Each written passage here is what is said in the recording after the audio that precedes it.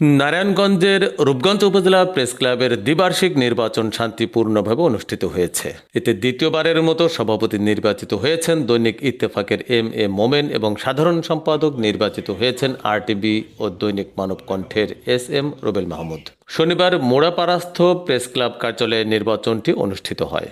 নবগঠিত ৩৩ সদস্য বিশিষ্ট কমিটিতে সহসভাপতি হিসেবে শফিকুল আলম ভূঁইয়া, আলী হোসেন টিটু, মাসুদ ভূঁইয়া, নিজামুদ্দিন আহমেদ ও শেখ সুমন আহমেদ নির্বাচিত হয়েছেন।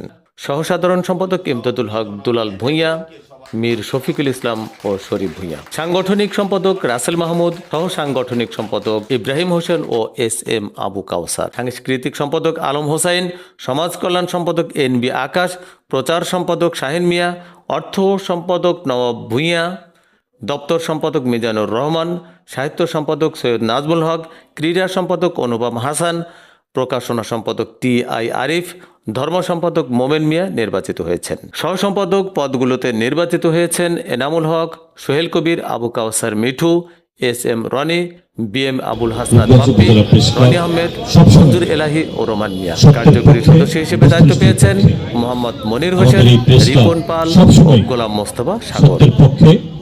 এই একজাত তরুণ সাংবাদিক আজকে এই নির্বাচনের পর যারা নির্বাচিত হয়েছেন তাদের সম্মানার্থে উপজেলা প্রেস ক্লাবের সদস্যরা যে আয়োজন করেছেন, আমি তাদের প্রতি কৃতজ্ঞতা জানাই।